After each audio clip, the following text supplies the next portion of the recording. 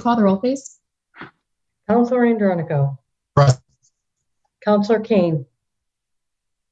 Counselor DeBona. Present. Counselor Harris. Present. Counselor Mahoney. Present.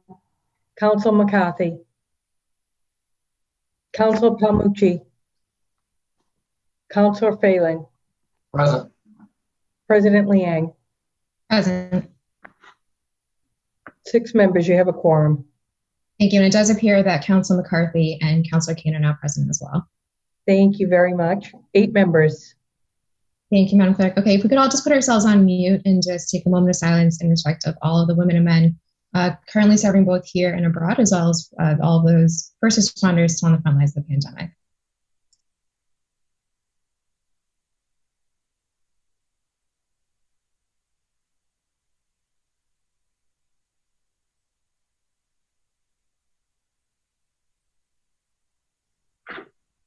Thank you, everyone. Madam Clerk, could you read the open meeting law, please?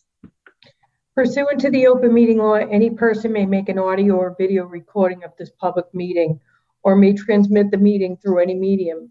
Attendees are therefore advised that such recordings or transmissions are being made, whether perceived or unperceived by those present, and are deemed acknowledged and permissible.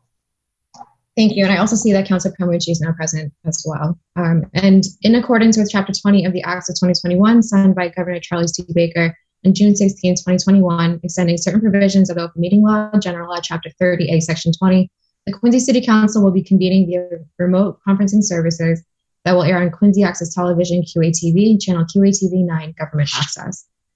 First item on the agenda, please.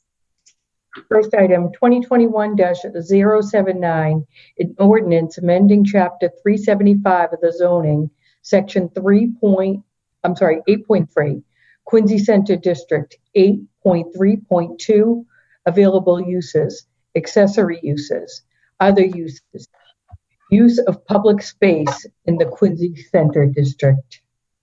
Thank you. I'd like to recognize Councilor Palmucci. Thank you. Sorry, I'm at a weird angle. Yes, I believe this is necessary to safeguard our public spaces. Now that we spend so much money on them, especially in the downtown area, we should establish some regulations for their use. This was my first attempt at creating some regulations. I'm happy to accept input from my colleagues as this goes through the legislative process. I don't suspect that this is the final form. I'm certainly open to other suggestions and input from folks. So I just asked that it be referred to committee, I guess downtown committee and ordinance. Thank you. So I have a motion to move this to downtown and ordinance. Do I have a second? Second. Second by Councilor McCarthy. Are there any questions on this before we move this item into both of those committees? Okay, all those in favor? Aye. Aye. Any opposed? Okay, the ayes have it, so we'll move that into downtown as well as ordinance. Thank you, Councilor Palmucci. Madam Clerk, number 2 on the agenda, please. 2021-080 is an ordinance amending Chapter 375 of the zoning regulations for short-term residential rentals. Thank you. I'd like to recognize Councilor Phelan. Thank you, Madam President. Basically, this is just to restrict short-term rentals in Residence A, to protect Residence A and any uses that would come from that in single-family residential areas. It was something we missed when we did the ordinance that would need to be put in. Not looking to vote on anything tonight. I'm looking to put this to committee. And actually, I know councilors might have questions and might have some suggestions. I know Councilor McCarthy has a couple of things he'd like to add to it that have come up since the order has gone in. As a ward council, you deal with these issues on a daily basis. So I just want to send this to committee for now and request that it be sent to the ordinance committee. Excellent. So we'll refer that to ordinance committee. Do we have a second? Second. Second by Councilor DeBona. Any questions or comments on this item? Councilor Harris and then Councilor McCarthy. Thank you, and thank you, Councilor Phelan and Mayor Koch for putting this in. I was on last Thursday night. We had a a community meeting that was very, very, very, very animated about this topic, and anything we can do to lock in, to secure the fact that we stop in Residence A any of the short-term rentals that are less than 30 days. There was a packed house for two issues down at the Squantum Church, and one of the issues, of course, was the issue that we're dealing with, and this is dealing with as far as short-term rentals. I just want to thank the folks, and this is very important.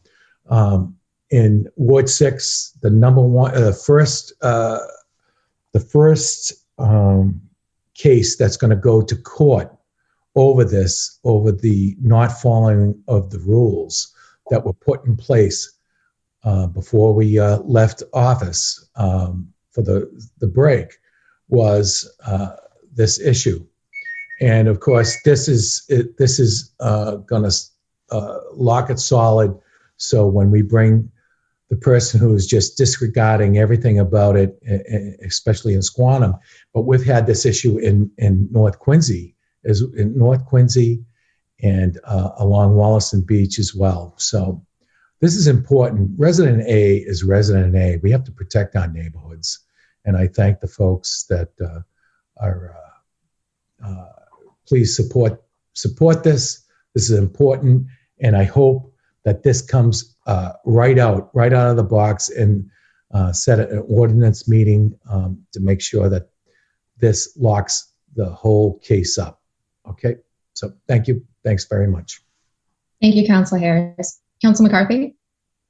Thank you, Madam President. Yeah, I want to thank Councilor Phelan, Councilor Harris, both. As ward councilors, they pushed this at the end of the session, and got it to a point where there's still a few things to do. I'm glad that Councilor Phelan going to put it into committee. One of the items is the calendar days. I just want to talk about when we do discuss it.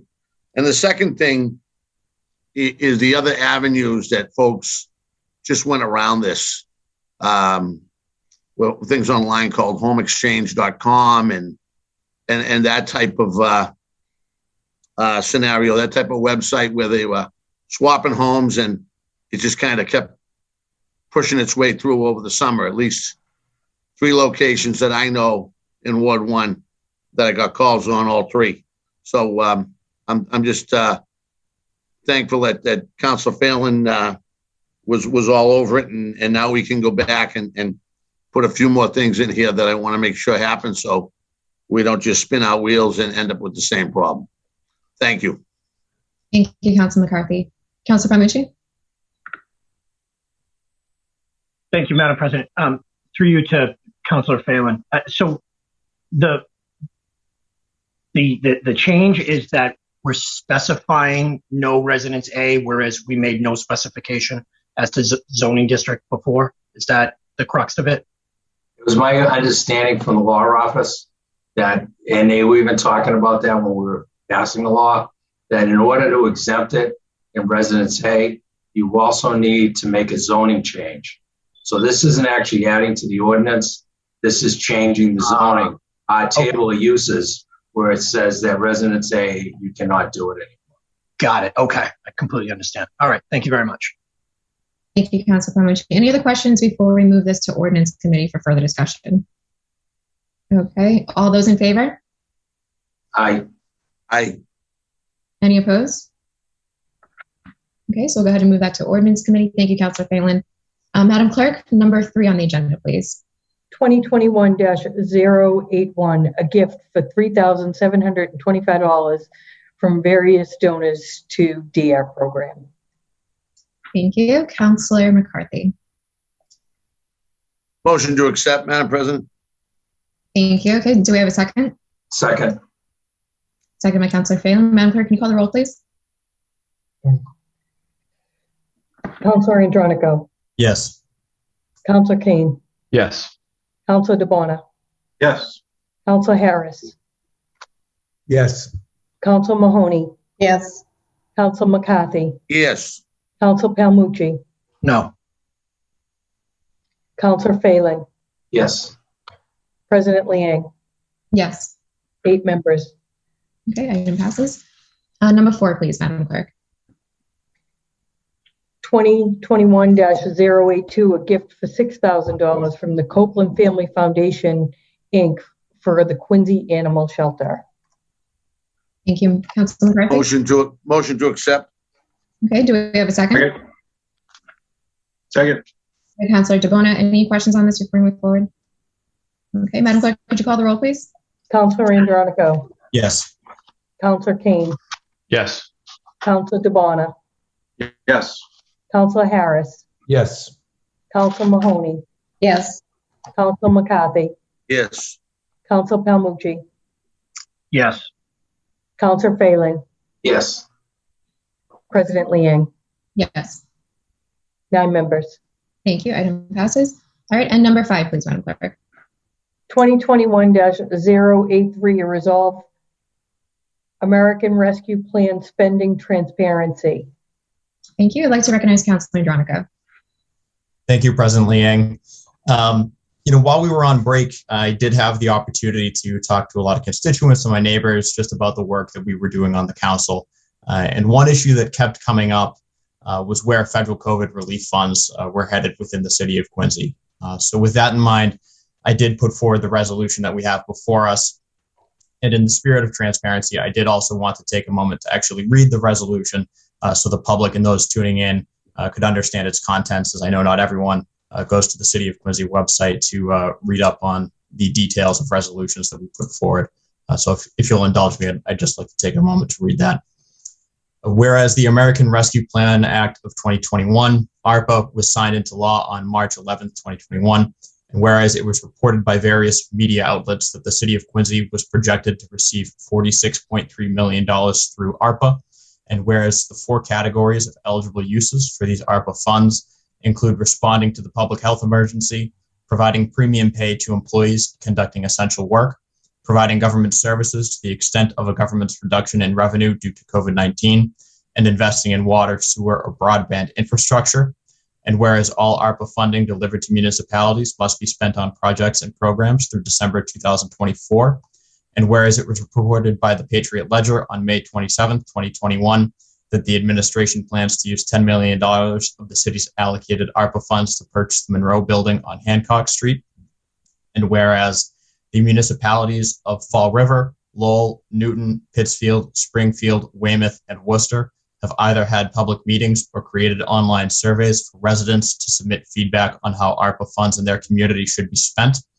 And whereas Quincy Public Schools recently held an online information and feedback session to review with stakeholders potential plans for their elementary and secondary education emergency relief funds from the ARPA, therefore be it resolved that the Quincy City Council formally requests that the administration provide a full accounting to the council regarding the funding the city has received through the ARPA and a full accounting of any ARPA funds that have been spent or allocated for various initiatives.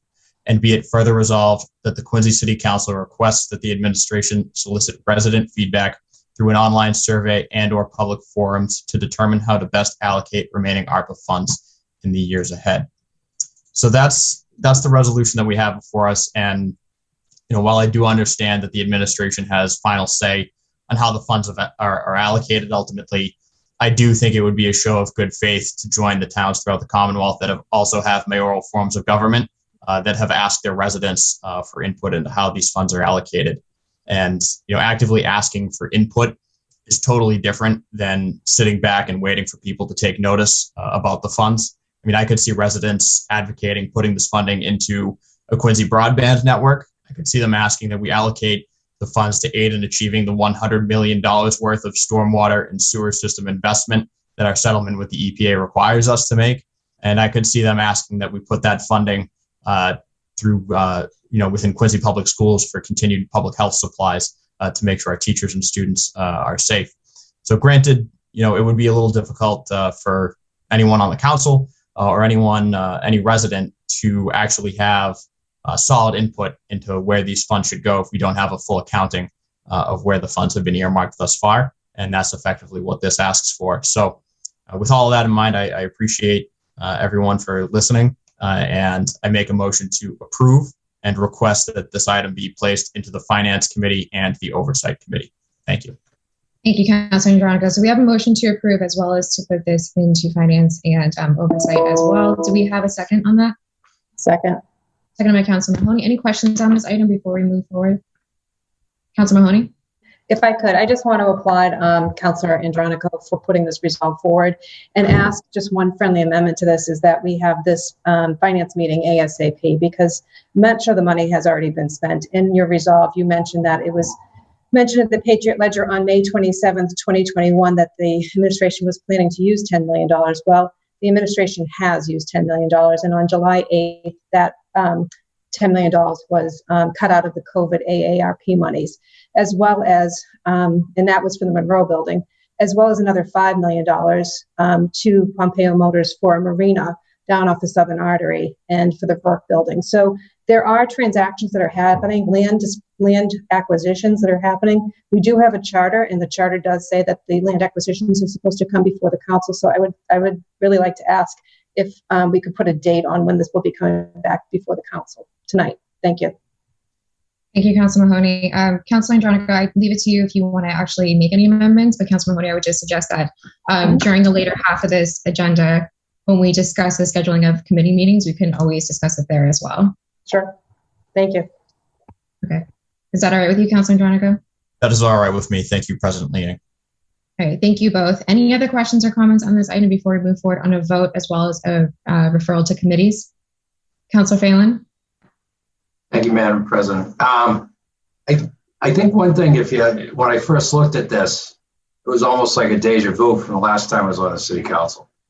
Back in the day, we used to approve the CDBG budget, which was the largest parcel of federal funds at the time coming into the city. And at that time, we always got to look at the breakdown, what would be broke down by 6 wards. It was a lot more money than we get today that was coming in. So this isn't that unusual for the city council. There is a history. There is a track record of this being approved by the city council on certain federal funds. Of course, a lot depends on what the legislation is. If the legislation does not allow it, obviously the mayor can do it. But even in those days when the mayor could still override the city council was always given the budget before it would be one of our budgets that would come in at budget time. So I don't think there's not an unprecedented for this. So in the spirit of it, where this is a resolve and in the spirit of it, I would, I would be voting yes on this tonight. So I think, but there is a precedent of the city council overviewing federal funds. In the old days, that's the way all the federal money came in, went to the city council. So I would be in favor of Councilor Andronico's resolve. Thank you, Madam President. Thank you. And Councilor Pamela, I saw that you had your hand raised. I just want to make sure to recognize you if you still had any questions or comments on this. Thank you. Just through you, Madam President, to our elder statesman, Councilor Phelan, did that just stop? Did one administration just stop presenting the CDBG money as a budget? Do you know how it stopped? Actually, I don't know. When I left the council, which was 1996, which was a while ago, it was still a regular course of events where every year the CDBG budget. Of course, what happened was there's a lot more money coming in than there is today. And as the years have gone by, that money has come down rather dramatically from what it paid for the entire planning department at the time. And there were more people in the planning department. So it's something that happened between, whether it was at the end of the Sheets administration, beginning of the Phelan administration, COVID. But when I came back in 2008, back to working for the city, I don't remember that being the case. So it could have happened. Thank you. I don't know. Interesting to have that historical perspective and interesting timing, because just last week I had asked for the last 5 years of all the CDBG funding because I was curious. It never comes before us. and we never really get to see it. So it's just interesting that you mentioned that. I was curious. Thank you. I'll also support this measure. Thank you, Councilor Palmucci. Any other questions or comments before we move approval and referral to both Oversight and Finance Committee? Okay, Madam Clerk, could you call the roll, please? Counselor Andronico, Yes. Counselor Kane, Yes. Counselor DeBona, Yes. Counselor Harris, Yes. Counselor Mahoney, Yes. Counselor McCarthy, Yes. Counselor Palmucci, Yes. Counselor Phelan, Yes. President Liang. Yes. 9 members. The item passes. Thank you. Okay, we're going to move on to the approval of previous meeting minutes, and we're going to be accepting the minutes for June 21st, June 24th, and August 16th. So if I could have a motion to approve. Motion to approve. Thank you, Councilor McCarthy. Do you have a second? Second. Seconded by Councilor Andronico. Any questions on any of these 3 meeting minutes? Okay, seeing none. I'm sorry, all in favor? Aye. Aye. Aye. Thank you. Any opposed? Okay, meeting minutes pass for all 3. Any communications and reports from the mayor, other city officers, and city boards? Madam Clerk?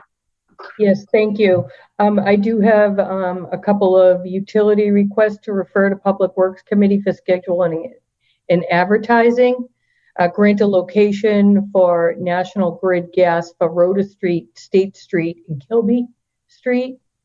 Grant a location for National Grid Gas for Adams Street at Whitwell on the hospital site. Grant a location for Mass Electric Verizon at 118 O'Colony Ave. I also have some traffics to refer to the Ordinance Committee for advertising. Ward 1, Councilor McCarthy, add handicap parking at 33 Russell Park. Ward 2, Councilor Andronico, add no parking on the east side of Lebanon Street and Washington Street to Curtis Ave. Add no parking on the south side and west side of Burns Ave, 200 feet east off of Charles Mount Ave to Quincy Ave. Add a no stop sign at Ruggles Street northbound to Commonwealth Ave. And Ward 3, Councilor Kane, add a stop sign at Myopia Road westbound at Teresa Road. Thank you. Thank you, Madam Clerk. Okay, so we'll move on to number 8, unfinished business and preceding meeting. Seeing none. Any reports of committees? Okay. Any presentations of petitions, memorials, and remonstrance? Moving right along. Motions, orders, and resolutions. Councilor Palmucci? I just wanted to petition memorial remonstrance. I think all of us had the opportunity to participate last weekend in the dedication of the General's Bridge, some in various ways, but I just wanted to thank the administration and everybody on the committee that helped put that together. There was a lot of folks, including the donors who gave to the Semper Fi fund, as well as, I guess, monies to help put on that event. Sitting in the audience, was actually sitting between Courtney Perdios from the school committee and Councilor Ian Kane. I couldn't help but feel this overwhelming pride to be a resident of Quincy, to see these folks standing before us who we were honoring, and the folks who were sitting in the audience, quite frankly, all the veterans. It was really a very powerful and momentous afternoon in the city of Quincy, and really recognized the city's deep commitment to military service that we've had since the Revolutionary War. So I just wanted to take a moment just to recognize the administration and the committee that the mayor put together to put that event on, and everybody who made it possible. It really was a great moment for the city of Quincy. Thank you, Councilor Palmucci. And I know that was earlier. I'm sorry I missed you for the presentation of petitions, memorials, and remonstrance. If I missed anybody else, please let me know before we move forward. No? Okay, thank you. So we're going to go ahead to scheduling of committee meetings and public hearings.